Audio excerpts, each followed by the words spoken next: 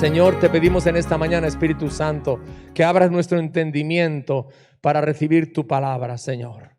Que nuestro corazón, Señor, pueda estar sensible a tu voz y que esta palabra, Señor, nos dé sentido, Padre, para ver lo que tú estás haciendo y poder responderte, Señor. Cámbianos, transfórmanos, límpianos y lávanos con ella. En el nombre poderoso de Jesús. Amén. Te animo que este año con tu Biblia traigas un cuaderno, ¿verdad? Para tomar nota de la palabra, para que esa palabra la puedas meditar. Enseñábamos esta semana lo importante que es meditar la palabra, pueda impregnar tu pensamiento y tu corazón. ¿Has visto lo que hacen las lavadoras? Dan vueltas y vueltas y vueltas, ¿no? Entonces la palabra de Dios debe impregnar nuestro corazón y llenarlo. Gloria al nombre de Jesús. Esta pandemia que estamos viviendo, hermanos, es un tiempo de prueba y de trato de Dios con toda la humanidad y con su iglesia en particular.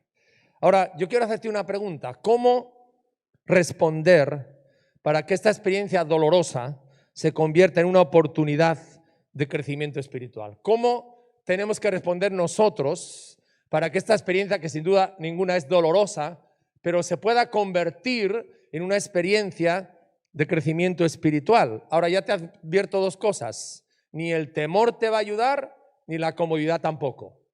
Son dos respuestas erróneas, ¿verdad? Porque cuando yo reacciono con temor, no le dejo obrar a Dios. Y cuando yo me pongo cómodo, no hago mi parte, tampoco le dejo obrar a Dios, ¿verdad? Ahora, fijaros, muchas personas están llenas de inquietud porque hay tres preguntas en la cabeza. Primera pregunta, ¿cuándo tendremos un tratamiento eficaz? Segunda pregunta, ¿cuándo cesará y desaparecerá el virus? Y la tercera pregunta, ¿cuándo volveremos a una vida como antes? Yo les compartí esta semana estudiando Job una verdad que la Biblia dice, y quiero que tomes nota de esto.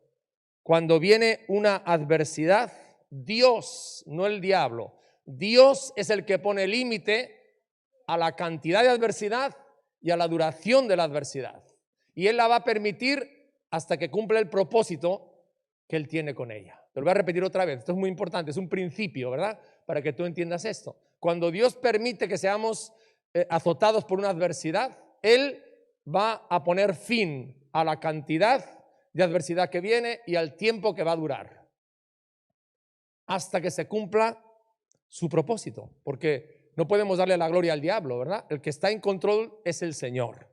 Amén. El que controla la historia es el Señor. Entonces, en esta predicación hay un doble propósito. Puedes seguirlo en la pantalla porque hemos puesto la mayoría de los versículos en la pantalla para que sea más fácil.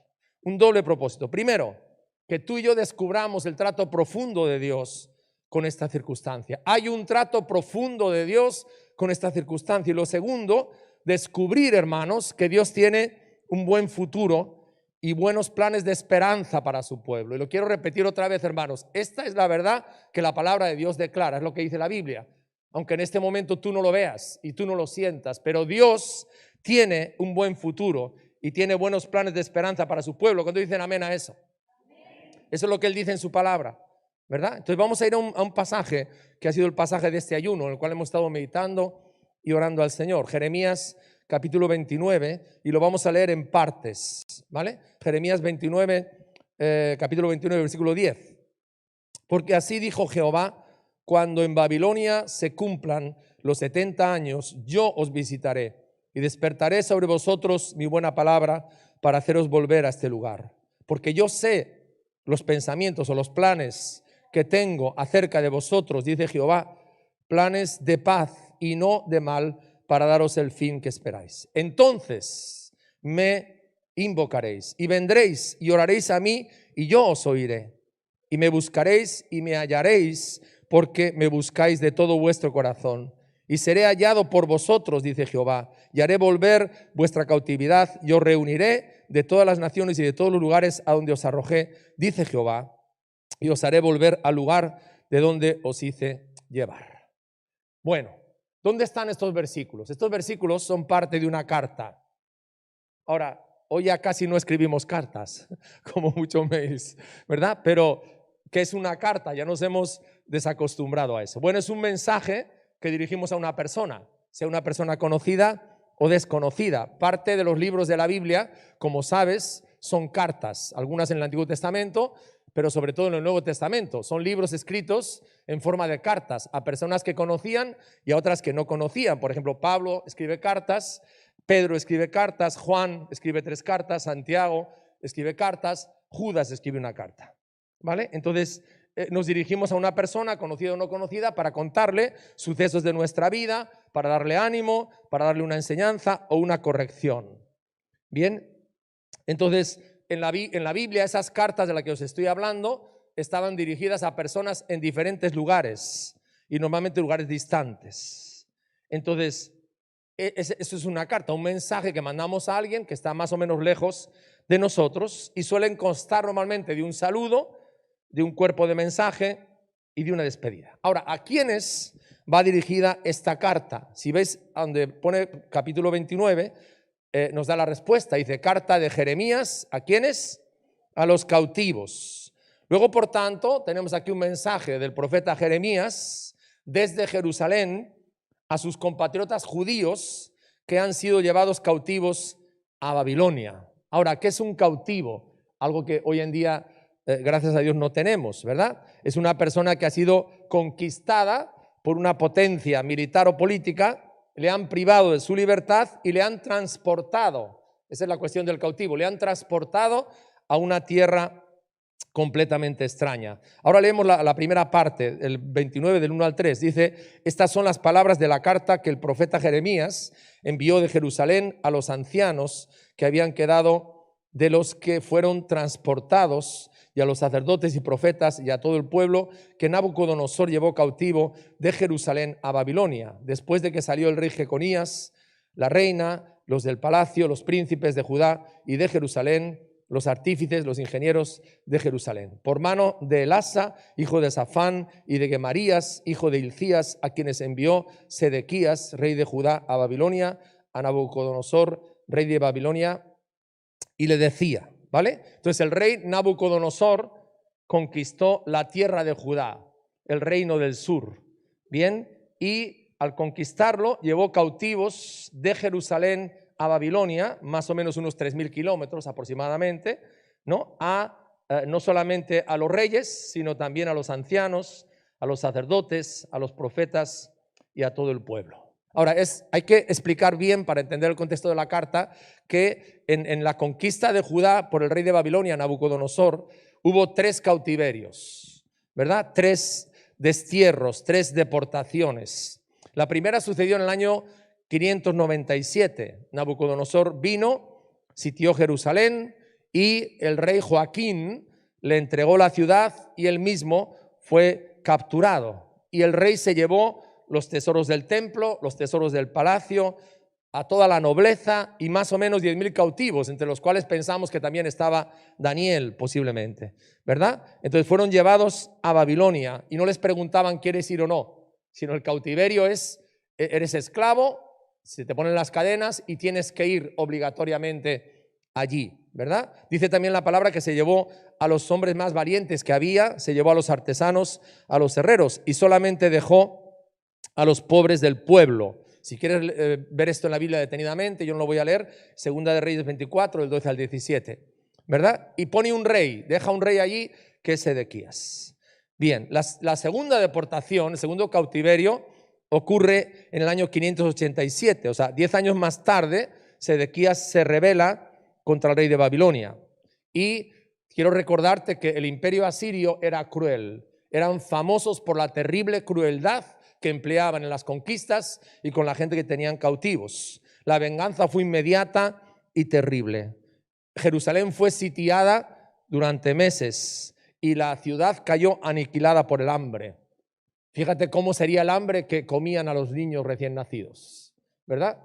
Fue algo terrible, algo tremendo, ¿verdad? Entonces lo que hizo el rey cuando cayó la ciudad fue que tanto el templo, el palacio, los edificios importantes y las murallas fueron derribados y quemados. Fíjate qué terrible, derribados y quemados, ¿verdad? Y se llevaron los pocos tesoros que había y la poca gente influyente a Babilonia. Pero además de eso, cuando la ciudad cayó, lo que hizo Nabucodonosor en Ribla es hacerle un juicio a Sedequías y delante de él degolló a sus hijos. Imagínate qué crueldad, los degolló delante de sus ojos, le sacó los ojos a él, le puso las cadenas y lo llevó a Babilonia. Y la tercera deportación sucedió en el año 586. Porque había quedado como gobernador. Cuando sucedió la segunda, dejó como gobernador a Gedalías, no en Jerusalén, que estaba totalmente destruida, sino en Mizpa. Pero en Gedalías es asesinado, muchos de los que quedaban se van a Egipto y le obligan a Jeremías, al profeta Jeremías, le obligan a ir con ellos a Egipto. Y los babilonios se llevan a los pocos cautivos, al resto de cautivos que quedan. Posiblemente esta carta se dirigió a los que habían vivido el primer cautiverio en el año 597 a.C., ¿verdad? Puede ser que la carta se haya escrito 1 o 2 años después de que llegaron. Ahora, hay que hacer una pregunta para entender esta carta y entender lo que la carta dice. ¿Cuáles fueron las causas del cautiverio? ¿Por qué Dios permitió que sucediera algo tan cruel y tan terrible que marcó la memoria judía, como el holocausto de Hitler, ¿verdad? Para siempre. El cautiverio, el destierro de Babilonia marcó. Lee el libro de los Salmos, marcó al pueblo judío para siempre, ¿verdad? Lo marcó. Bueno, vamos a leerlo. Lo tienes aquí en la pantalla. Jeremías 25, del versículo 3 al versículo 9, ¿verdad? ¿Qué había sucedido para que el pueblo viviera una experiencia tan tremenda? Bien, aquí dice Jeremías 25, 3. Desde el año 13 de Josías, hijo de Amón, rey de Judá, hasta este día, que son 23 años, ha venido a mí palabra de Jehová, y he hablado desde temprano y sin cesar, pero no oísteis. Envió Jehová a vosotros todos sus siervos, los profetas, enviándoles desde temprano y sin cesar, pero no oísteis, ni inclinasteis vuestro oído para escuchar. Cuando decían, volveos ahora de vuestro mal camino y de la maldad de vuestras obras, y moraréis en la tierra que os dio Jehová a vosotros y a vuestros padres para siempre. Y no vayáis en pos de dioses ajenos, sirviéndoles y adorándoles, ni me provoquéis a ira con la obra de vuestras manos, y no os haré mal. Pero no me habéis oído, dice Jehová, para provocarme a ira con la obra de vuestras manos, para mal vuestro. Por tanto, así ha dicho Jehová de los ejércitos, por cuanto no habéis oído mis palabras, he aquí enviaré y tomaré a todas las tribus del norte, dice Jehová, y a Nabucodonosor, rey de Babilonia, mi siervo, y los traeré contra esta tierra y contra sus moradores y contra todas estas naciones en derredor, y los destruiré y los pondré por escarnio, por burla y en desolación perpetua. Al versículo 11, y toda esta tierra será puesta en ruinas y en espanto, y servirán estas naciones al rey de Babilonia, fíjate en esto, 70 años. Es decir, Jeremías ha estado predicando sin parar 23 años y el pueblo no le ha escuchado. El profeta les ha exhortado a hacer 2 cosas. Primera, dejar de adorar a los ídolos. Y segunda, dejar de provocar a Dios con sus pecados deliberados. De hecho, Jeremías le recuerda, también Dios mandó otros profetas. Sin embargo, ellos se obstinaron en desobedecer a Dios. Incluso, hermanos, desde Moisés ya, vamos a leerlo en Levítico, Dios les había advertido de lo que les podía pasar si ellos persistían en adorar otros dioses y en desobedecer a Dios, ¿verdad? Levítico 26, del 33 al 35, dice, y a vosotros os esparciré entre las naciones y desenvainaré espada en pos de vosotros, y vuestra tierra estará asolada y desiertas vuestras ciudades. Entonces la tierra gozará sus días de reposo, todos los días que esté asolada, mientras vosotros estáis en la tierra de vuestros enemigos. La tierra descansará entonces y gozará sus días de reposo. Todo el tiempo que esté asolada descansará, por lo que no reposó en los días de reposo cuando habitabais en ella. Hay un mandato que Dios dio al pueblo, está en Éxodo 23, donde hizo que cada 7 años tenían que dejar a la tierra un año de descanso. Y ellos no lo hicieron, lo desobedecieron. Y Dios dijo, bueno, por cada año de desobediencia, ¿verdad? Vais a acumular 70 años en Babilonia. Ahora, yo quiero que te hagas una idea para entender la carta, cómo vivían los cautivos en Babilonia. Para empezar, la experiencia había sido completamente traumática, ¿verdad? Porque la ciudad había caído, habían visto todo tipo de atrocidades, de barbaridades que hacían los soldados. Entonces ya eso era traumático total. Pero después andar con las cadenas 3.000 kilómetros, pasando todo tipo de calamidades y llegar a una tierra extraña en primer lugar, ¿verdad? Un lugar lleno de idolatría, hechicería, astronomía y corrupción moral, donde extrañaban tanto su tierra amada y su templo como sus fiestas. Para que nos hagamos una idea de cómo se sentían los cautivos, hay un salmo, ¿verdad?, que está escrito sobre esto, que es el Salmo 137. Y fíjate cómo se sentían los que estaban cautivos. Salmo 137, del 1 al 4, dice: junto a los ríos de Babilonia, allí nos sentábamos y aún llorábamos, acordándonos de Sión. Sobre los sauces en medio de ella colgamos nuestras arpas, y los que nos habían llevado cautivos nos pedían que cantásemos. Y los que nos habían desolado nos pedían alegría, diciendo: cantadnos algunos de los cánticos de Sión. ¿Cómo cantaremos cántico de Jehová en tierra extraña? Era una vida de luto, era una vida de dolor intenso, tremendo.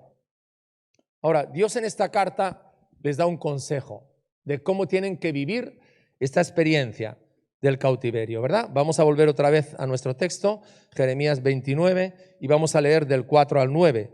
Dice: así ha dicho Jehová de los ejércitos, Dios de Israel, a todos los de la cautividad que hice transportar de Jerusalén a Babilonia: edificad casas y habitadlas, plantad huertos y comed del fruto de ellos, casaos y engendrad hijos e hijas, dad mujeres a vuestros hijos y dad maridos a vuestras hijas, para que tengan hijos e hijas, y multiplicaos aquí y no os disminuyáis. Y procurad la paz de la ciudad a la cual os hice transportar, y rogar por ella a Jehová, porque en su paz tendréis vosotros paz. Porque así ha dicho Jehová de los ejércitos, Dios de Israel. Ok, hasta ahí. No se engañen vuestros profetas. Bien, ¿qué consejo les da? Fijaros, varias instrucciones claras. La primera: llevar una vida normal, ¿verdad? En un cautiverio, sufriendo tanto, Dios le dice llevar una vida normal: edificar, habitar casas, plantar huertos y comer de su fruto. Lo segundo es: casaos y dar a vuestros hijos en casamiento y hacer descendencia, multiplicaos y echar raíces aquí. Ahora piensa una cosa: un cautivo, ¿en qué está pensando desde que se levanta hasta que se acuesta en su tierra? Quiere volver como sea cuanto antes, porque el lugar donde está es un lugar de tremendo sufrimiento. Sin embargo, fijaros lo que le dice Dios. En tercer lugar, le dice: procurar la paz y el bienestar de la ciudad donde Dios os ha puesto de manera providencial. Interceder por la paz de su ciudad, porque en la paz tendréis vosotros paz. Es decir, no volverían a Judá hasta que Dios terminara ese proceso en ellos, que iba a durar 70 años. Y ahora vamos a ver qué significa el número 70. No iban a volver hasta que Dios no acabara ese proceso profundo de trato con ellos y con su pueblo, ¿verdad? No iban a volver otra vez a su tierra. Ahora, al lado de Jeremías estaba la competencia, y la competencia eran muchos falsos profetas. Y te voy a decir lo que los falsos profetas decían a la gente. Está en Jeremías capítulo 28, del 2 al 4. Dice: así habló Jehová de los ejércitos, Dios de Israel, diciendo: quebranté el yugo del rey de Babilonia. Dentro de 2 años, no de 70, de 2 años, haré volver a este lugar todos los utensilios de la casa de Jehová, que Nabucodonosor, rey de Babilonia, tomó de este lugar para llevarlos a Babilonia. Y yo haré volver a este lugar a Jeconías, hijo de Joacim, rey de Judá, que el otro nombre es Joaquín, del primer destierro, y a todos los transportados de Judá que entraron en Babilonia, dice Jehová, porque yo quebrantaré el yugo del rey de Babilonia. O sea, los falsos profetas decían: mira, Babilonia va a ser derrotada. Segundo, dentro de 2 años, nada más que 2 añitos, ¿verdad?, vais a volver a traer otra vez todos los utensilios que fueron sagrados, que fueron traídos aquí a Babilonia. Y la otra verdad que les decían, la otra mentira, perdón, que les decían los falsos profetas es: todos los nobles y el rey Joaquín regresarán. Entonces, como que vendía la cosa, ¿verdad? Ah, bueno, 2 añitos solo, ya está, esto pasa rapidito y nos volvemos. Entonces, los falsos profetas, ¿qué hacían? No va a haber un trato profundo de Dios para purificar al pueblo. No va a haber un trato, no lo va a haber.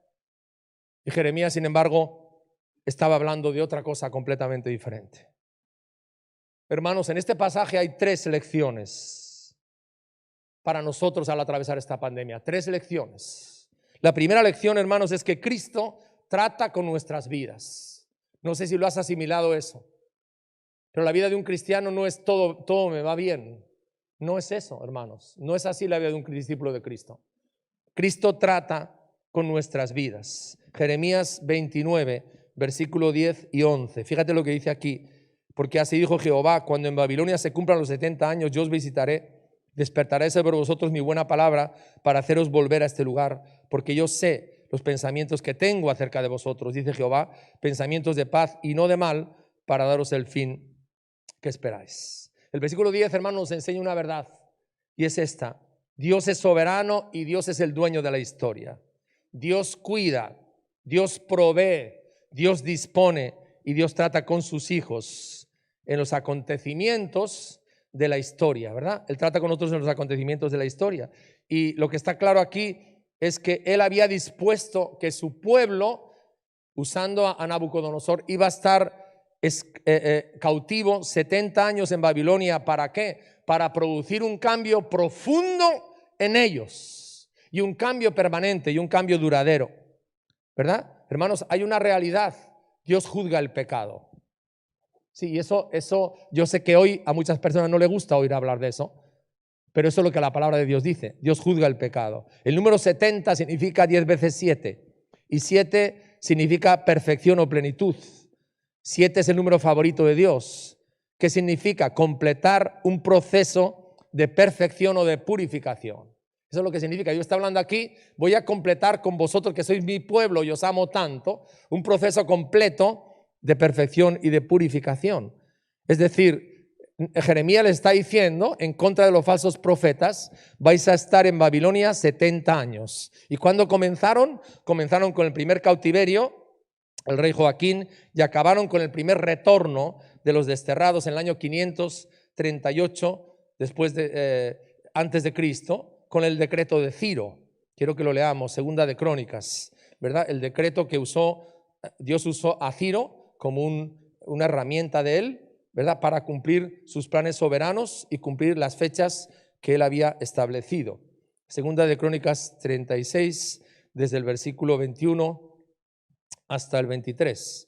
Dice: para que se cumpliese la palabra de Jehová por boca de Jeremías, hasta que la tierra hubo gozado de reposo, porque todo el tiempo de su asolamiento reposó hasta que los 70 años fueron cumplidos. Mas al primer año de Ciro, rey de los persas, para que se cumpliese la palabra de Jehová por boca de Jeremías, Jehová despertó el espíritu de Ciro, rey de los persas, el cual hizo pregonar de palabra y también por escrito por todo su reino, diciendo: así dice Ciro, rey de los persas: Jehová, el Dios de los cielos, me ha dado todos los reinos de la tierra, y él me ha mandado que le edifique casa en Jerusalén, está en Judá.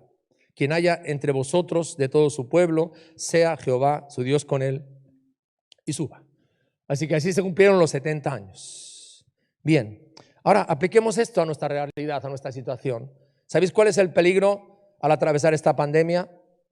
Es que nos quedemos solamente en las circunstancias negativas e incómodas, el dolor, la muerte y la crisis económica, y perdamos el enfoque profundo del trato de Dios. Dios es un padre. Ayer Marina nos ministraba de esto. Y un padre que ama a sus hijos de verdad les va a disciplinar para transformar su carácter. Y yo quiero decirte algo, Romanos 8 lo dice también: Dios no malgasta ni una gota de sufrimiento, ¿verdad? Si nosotros reaccionamos correctamente, humillándonos, Dios va a poder sacar del sufrimiento cosas buenas. 70 años significa un proceso completo para producir un cambio profundo y duradero en su pueblo. Eso significa 70 años, ¿verdad? Un proceso completo en el calendario de Dios. Como he dicho al principio, te repito esta frase: cuando pasamos por adversidad, Dios pone el límite de cuánta adversidad y cuánto tiempo va a durar la adversidad hasta que se cumple su propósito. Entonces es un proceso completo para producir un cambio profundo y duradero en su pueblo. ¿Sabes cuál fue el cambio aquí? El cambio fue que de una vez por todas aborrecieran la idolatría. Y la historia nos dice que una vez que volvieron de Babilonia, nunca jamás volvieron a dar culto a un ídolo. Así que Dios se salió con la suya. Dios lo consiguió, porque siempre lo consigue, porque Él es Dios. Amén. Dios es Dios, ¿verdad? Entonces Dios, en ese proceso profundo y muy doloroso, sacó de raíz ese gran problema que había tenido el pueblo desde el principio, ¿verdad? El problema de la idolatría. Ahora, aquí Jeremías les anuncia que al acabar los 70 años, Dios va a hacer 3 cosas. Las tienes ahí en la pantalla. Lo primero, una visitación. Yo os visitaré. ¿Qué hace el pecado en nuestras vidas, hermano? Nos aleja de Dios, nos separa de Dios. Es lo que hace el pecado. Normalmente cuando estamos metidos en el pecado le echamos la culpa a Dios, ¿verdad? De que nos ha abandonado y que se ha alejado de nosotros. Sin embargo, la realidad, ¿cuál es? Que somos nosotros los que nos hemos alejado de Él. Fíjate cómo lo dice Isaías 59, cómo le explica esta realidad, ¿verdad? En el pecado nosotros hemos decidido alejarnos, ¿no?, de Dios, aunque digamos que ha sido Dios el que se ha alejado de nosotros. Isaías 59, 1 y 2 dice, he aquí que no se ha cortado la mano de Jehová para salvar, ni se ha agravado su oído para ir.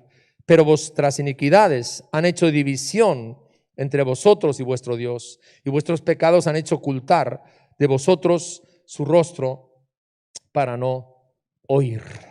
Una visitación de Dios, hermanos, es un acercamiento de Él a nosotros. Él se acerca a nosotros. Jeremías se lo explicó al pueblo en el capítulo 27, versículo 22. Dice aquí Jeremías al pueblo, fíjate, a Babilonia serán transportados, allí estarán hasta el día en que yo los visite, dice Jehová, y después los traeré y los restauraré a este lugar. Es un acto de su gracia, la visitación de Dios. ¿Qué trae a nuestras vidas? Trae vida, trae vida. Y hermanos, yo creo que Dios quiere visitarnos a nosotros también. Amén. Quiere visitar a cada uno de sus hijos. Quiere tener esa cercanía con nosotros porque Él nos ama y Él nos busca. La pregunta que yo te hago en esta mañana es si tú realmente deseas y ves la necesidad que tienes de una visitación de Dios. Lo segundo que Dios va a hacer es despertar, dice, mi buena palabra. Es decir, Dios quiere cumplir sus promesas en nuestras vidas. No solamente que las veamos escritas aquí, despertar su palabra, el poder que tiene la palabra de Dios, pero espera que nosotros creamos esas promesas, nos apropiemos de las promesas. ¿Te das cuenta en Daniel? Cuando Daniel ora en Daniel capítulo 9, está al final de los 70 años y la oración de Daniel es una oración de arrepentimiento, de confesión, pero sobre todo es una oración de citar las promesas de Dios. Tú, Señor, te has comprometido, tú lo has dicho, Señor, tú eres un Dios de palabra. Pablo dice en 2 Corintios, todas las promesas de Dios son sí y son amén en Cristo Jesús. Y en tercer lugar, Dios les dice aquí, en un momento tan desastroso como el que están viviendo, donde la mayoría de ellos no veían nada más que sufrimiento, dolor y no veían un futuro, yo tengo buenos planes para vosotros. ¿Tú puedes creer eso, hermano? ¿Puedes creer que Dios tiene buenos planes para nosotros? Fijaros, el vivir en una tierra extraña, con tanto dolor, con un luto permanente, les creaba mucha incertidumbre en cuanto al futuro. Ellos se preguntaban lo que nosotros quizás nos preguntamos hoy, ¿hasta cuándo? ¿Hasta cuándo vamos a estar aquí? Yo quiero volver a mi tierra, quiero estar en Jerusalén, quiero estar en la viña y en el olivar de mis papás, donde yo cultivaba y vivía tranquilo. ¿Verdad? ¿Hasta cuándo vamos a estar aquí? ¿Cuándo vamos a volver? ¿Qué es lo que va a suceder? Y hermanos, en esas preguntas, porque Dios conoce tus preguntas, Dios conoce tus interrogantes, Dios les declara algo poderoso que también es válido para nosotros, ¿verdad? Yo tengo buenos planes, tengo buenos pensamientos para tu futuro. Dice 3 cosas. Primero, Dios tiene planes para prosperarnos y no tiene que ver eso con la abundancia económica. Prosperarnos significa para que cumplamos el propósito que Dios tiene en nuestras vidas y Él sea glorificado. Eso es lo que significa prosperidad bíblicamente hablando. Lo segundo, mis planes no son para hacerte daño, para condenarte o para destruirte. ¿Sabes? Cuando pasamos por el dolor, hay una tendencia en muchas personas de leer eso como un castigo de Dios, ¿verdad? Has tenido el COVID o has estado en la UCI porque Dios está castigado. Esa es una lectura tan fácil y tan superficial de las cosas. Aquí Dios dice, yo no te estoy condenando, pueblo mío. Yo lo que te estoy diciendo, ¿verdad?, es que mis planes no son para condenarte, sino son para darte una esperanza y darte un futuro. Hay un versículo que me encanta, ¿verdad?, que es Nahum 1:7.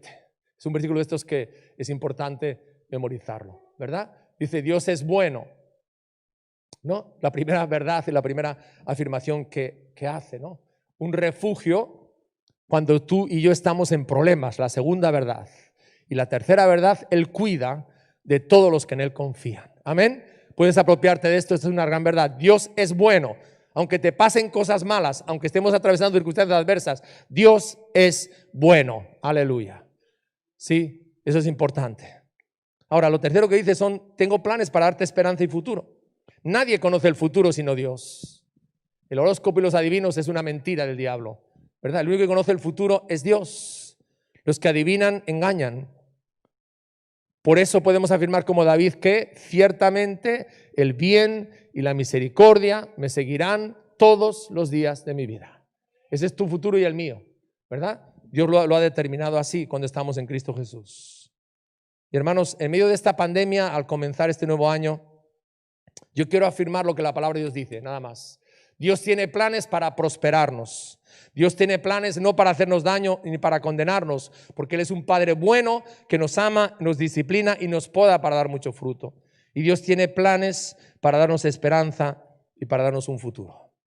Amén. La segunda lección que Dios quiere que aprendamos en esta pandemia, Cristo nos provocará para intimar con Él. Volvemos otra vez a Jeremías 29 y leemos ahí del 12 al 14. Dice, entonces me invocaréis y vendréis y oraréis a mí y yo os oiré. Y me buscaréis y me hallaréis, porque me buscaréis de todo vuestro corazón. Y seré hallado por vosotros, dice Jehová, y haré volver vuestra cautividad y os reuniré de todas las naciones y de todos los lugares a donde os arrojé, dice Jehová, y os haré volver al lugar en donde os hice llevar. ¿Qué había pasado, hermanos, cuando se fueron al cautiverio? Que sus corazones se habían endurecido, se habían separado de su Dios, se habían alejado de Él. Y Dios dice, yo voy a hacer tres cosas, voy a tomar iniciativa de hacer tres cosas. Primero, os voy a visitar. Segundo, os voy a despertar cumpliendo mis promesas. Y tercero, voy a desarrollar mis planes que son buenos con vosotros. ¿Para qué, hermanos? Dios que quiere provocar una reacción importante en ellos, que se vuelvan a Dios, que se acerquen a Dios y que intimen con Él. En el libro de Deuteronomio, Dios les había advertido de esto ya.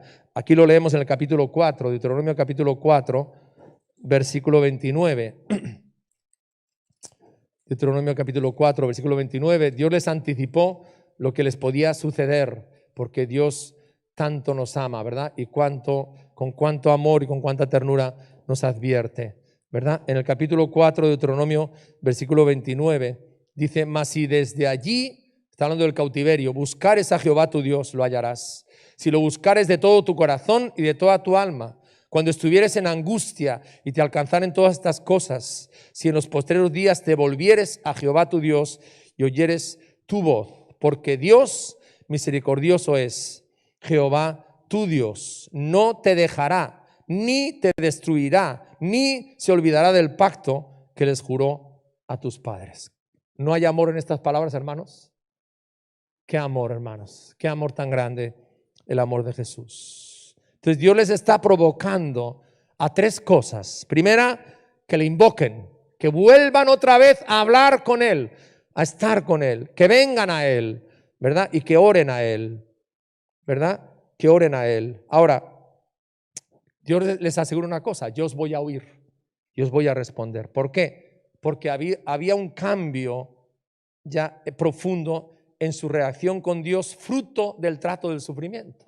Por ese sufrimiento que estaban teniendo, Dios iba a producir un cambio profundo en su corazón que les iba a llevar a reaccionar, invocar a Dios, venir a Él y orar a Él. Y en ese cambio provocado por el sufrimiento, ¿qué iban a hacer? Iban a buscarle ahora de todo corazón. Iban a clamar con un corazón arrepentido, contrito y humillado, ¿verdad? Su corazón endurecido, con el cual salieron del cautiverio ese día, endurecido, iba a ser quebrantado, su orgullo iba a ser deshecho, y por eso Dios se iba a dejar encontrar por ellos. Y la tercera lección, ¿verdad?, que podemos aprender nosotros en la pandemia es que Cristo nos llevará a amarle de todo corazón, ¿verdad? Dice el versículo 14, lo dice, ¿verdad? Seré encontrado por vosotros, ¿no? Seré hallado por vosotros, ¿no?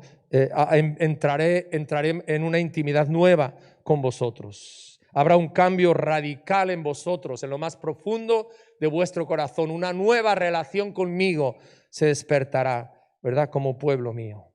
Y quiero terminar, hermanos.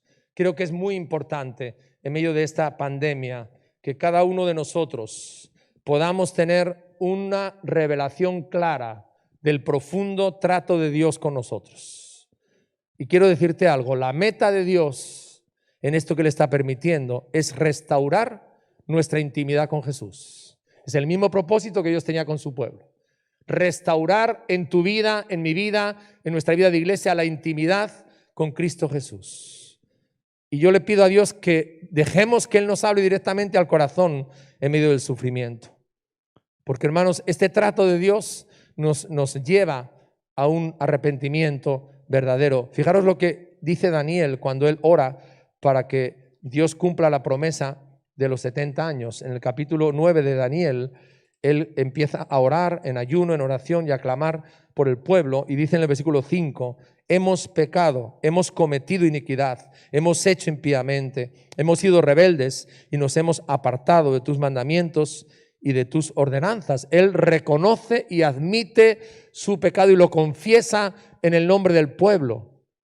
Sí, un arrepentimiento verdadero. Y eso nos hace volver a Dios, volver a Cristo y renovar una íntima relación con Jesús. En Deuteronomio, cuando Moisés les advierte acerca del cautiverio, capítulo 30, Deuteronomio capítulo 30, versículo 6, hay una afirmación aquí que nos hace ver el corazón de Dios de una forma muy clara. Deuteronomio 30, 6.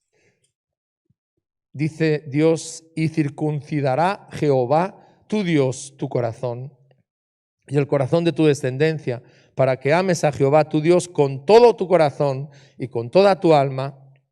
¿A fin de qué? A fin de que vivas. Cuando nuestro corazón se vuelve a Él, cuando nuestro corazón se rinde a Él, cuando nuestro corazón se quebranta y se arrepiente y le buscamos de todo corazón, hermanos, que se restaura el pacto, se restaura la intimidad. ¿Y a dónde nos lleva eso, hermanos? A la vida. ¿Dios qué quiere para nosotros? Dios quiere vida, una vida plena, una vida abundante, una vida completa en Jesús. Aleluya. Voy a pedir al grupo de alabanza que venga aquí y me gustaría que en base a esto que Dios nos ha dicho, tú le puedas responder.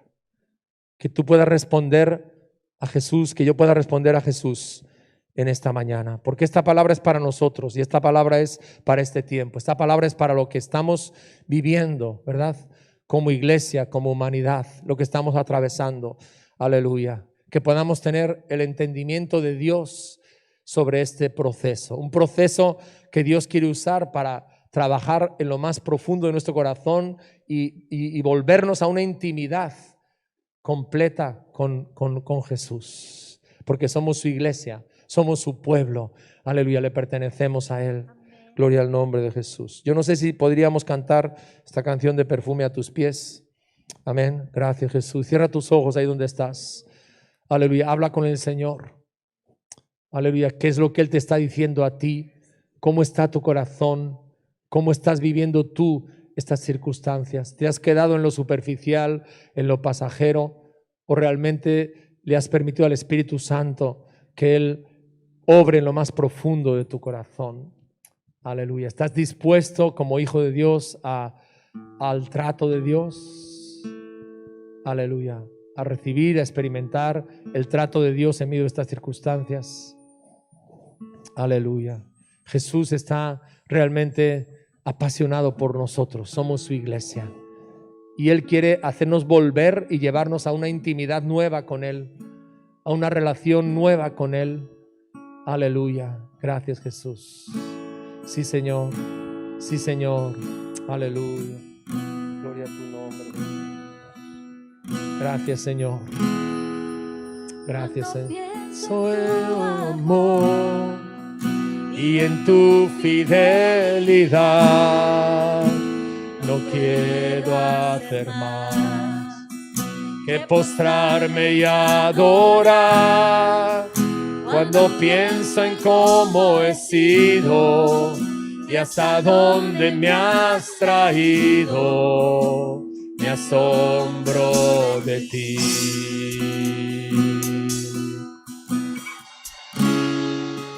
No me quiero conformar.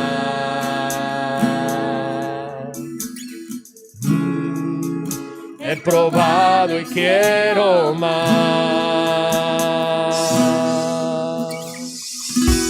Yo quiero enamorarme más de ti.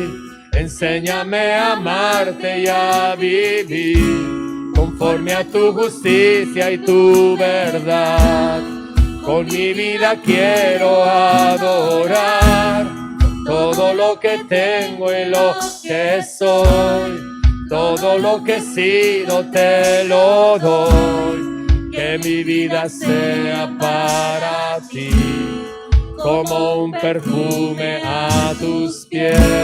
Sí, aleluya, sí Señor.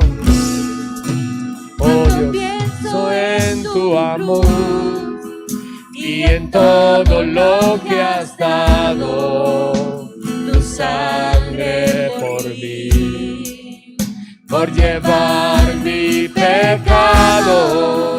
Y cuando pienso en tu mano, hasta aquí hemos llegado por tu fidelidad.